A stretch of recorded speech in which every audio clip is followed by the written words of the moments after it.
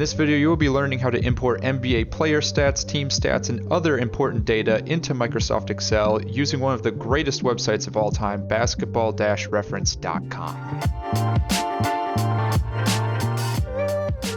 So to get started, we're going to go into our web browser and access basketball-reference.com. And along the top ribbon of the website, you see we have several options for different data sets. To start off, we're going to look at the current 2022-2023 NBA season per game player stats. And so right now I'm recording this on the night of November 23rd, 2022. So of course we don't have the full season stats yet because the full season has not been played. And we want to import this table into Microsoft Excel. So now we're going to go into a blank spreadsheet file. At the top ribbon, we are going to go to data, and you're going to see off to the left under the get and transform data, we see from web. We're going to go ahead and click on that. And then now it's requesting a URL input. We're going to go ahead and copy that URL from the player per game stats site.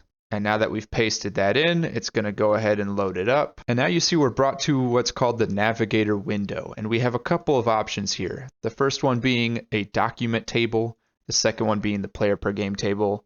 Now in this case, of course, we want the player per game table imported into our Excel file. And as you can see, we have two different views here. We have the table view, which is strictly the table, which is going to be imported. And we also have a web view, which shows us what it looks like currently displayed on the website. Now, if you wanted to make changes to this table and not take it as is, there is an option to transform the data. We'll go over that in a different video, but for right now, we're just going to go ahead and load this in. And as you can see, we now have all of the player per game data for the current season as of November 23rd, including points per game, rebounds, assists, steals, blocks, etc.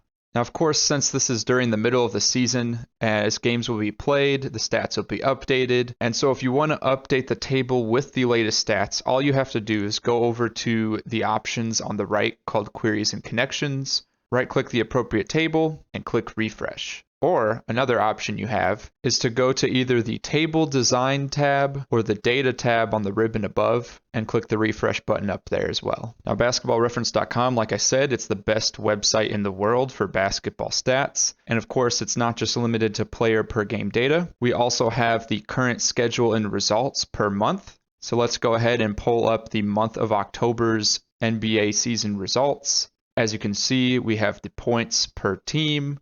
We have whether the game went to overtime or not, we have the attendance, and we have the location of the game. So once again, we're going to go ahead, copy this URL, go back to our Excel file, go to the Data tab, from web, and paste that URL. Once again, we only have two options to click on, and of course, we want the October schedule table here. So go ahead and click Load, and once again, load it right into our Excel file. We can also load in the conference standings of the current NBA season. So once again, we're at the appropriate web page. We're going to go ahead, copy the URL, paste into Excel, and this time we actually have a few other options here.